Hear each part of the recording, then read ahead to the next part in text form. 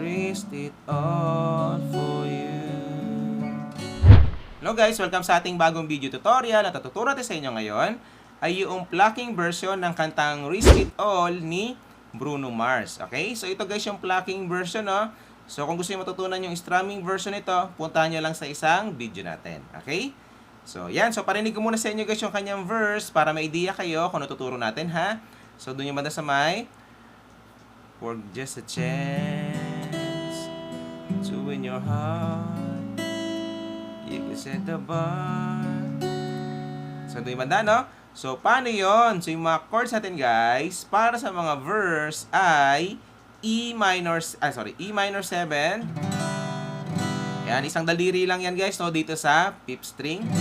Pero sa plucking, hindi naman siya matatamaan, so kahit hindi niyo siya ipitin. Yan. Pero mas maganda ipitin niyo pa rin para pag tinamaan niyo, mamaya ay maganda pa rin yung tunog. Okay? Tapos A7. So, yung A7, guys, ay dalawang daliri lang yan. So, second string ito, tapos fourth string ito, na? Yan. Tapos, pupunta kayong D major 7. So, tatlong daliri lang din yan. Ayan. So, simula third string hanggang first string, tapos, yan lang. No? Tapos, pupunta kayong B7. Sabit. B7, sorry ah. So, fifth string, tapos fourth string ito, tapos third string ito. Okay? B7. So, yung shortcut na B7 ito, guys, ha? Ayan, B7. Tapos, babalik kayo uling E minor 7. Tapos, A7. And then, F sharp minor 7. Ayan. So, ito ay fifth string. Tapos, naka-bar chord siya sa second fret. Okay? Tapos, B7. Uli. Ayan. So, ganun na kadali guys yung mga chords, no? So, paano naman yung ating plucking pattern para sa buong kanta? So, ganito siya, no? So, yung numbering natin, guys, lagi ay yung number ng string. So, 6, 5, 4, 3, 2, 1. Okay? So, ang gagawin nyo lang, guys, sa lahat ng E minor 7 at saka sa lahat ng F sharp minor 7 ay ganito lang. 6, 3, 2, 1, tapos 2, 3. Okay? So, 6, 3, 2, 1, tapos 2, 3. So, bali, ang pattern yan ay base muna, yung 6. Tapos, 3, 2, 1, pababa. Sorry, 3, 2, 1, pababa. Tapos, paakyat, 2, 3. Ganun siya, no?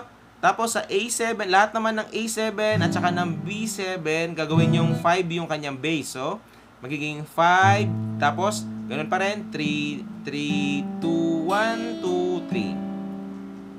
Okay, sa B7 ganun din. 5, 3, 2, 1, 2, 3. Tapos, sa lahat ng D major 7 ay 4, 3, 2, 1, 2, 3. So, ganun siya guys, no? 4, 3, 2, 1, 2, 3. Okay.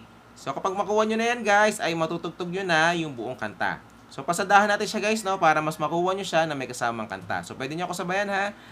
So, dito tayo sa for just a chance to win your heart, you could set the bar beyond the stars. I'll do anything, anything you ask me to.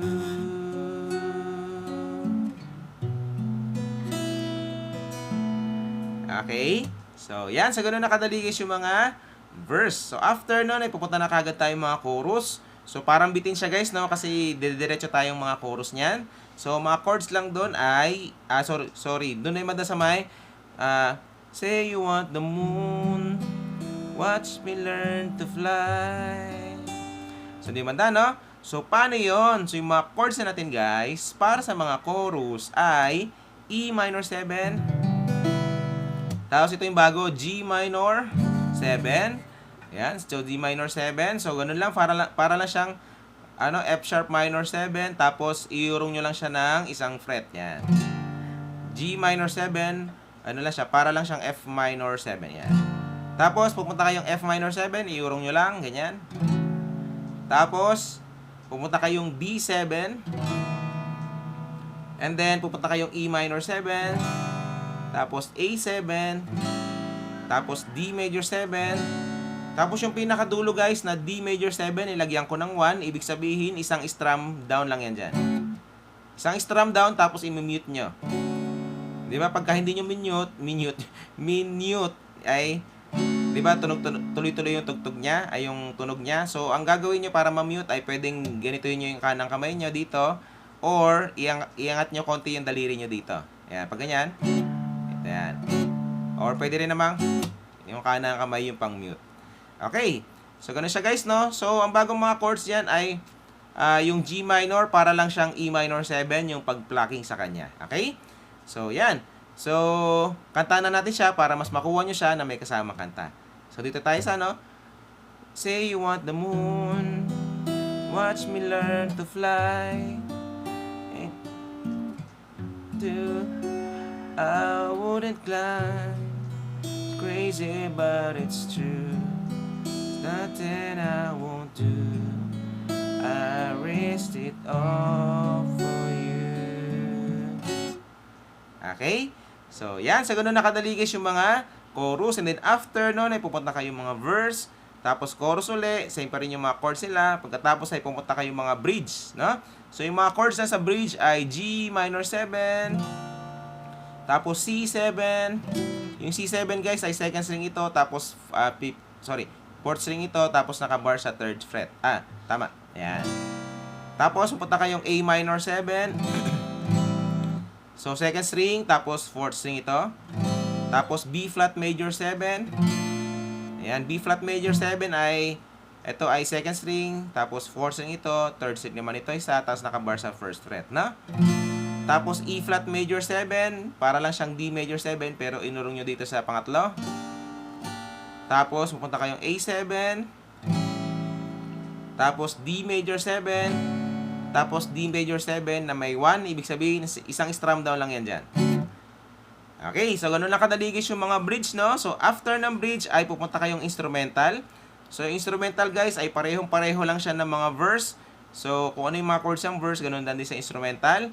So, yan. So, after nun ay pupunta na kayong mga chorus. Pagkatapos ng chorus, same pa rin yung mga chords niya. And then, tapos na yung buong kanta.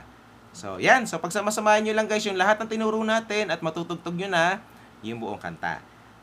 Okay. So, again, kung gusto nyo matutunan nyo ang strumming version nito, puntahan nyo lang sa isang video natin para matutunan nyo rin yan. Okay? So, yan. So, enjoy sa bago nyo matutugtog guys. Kita tayo sa next video natin. Bye!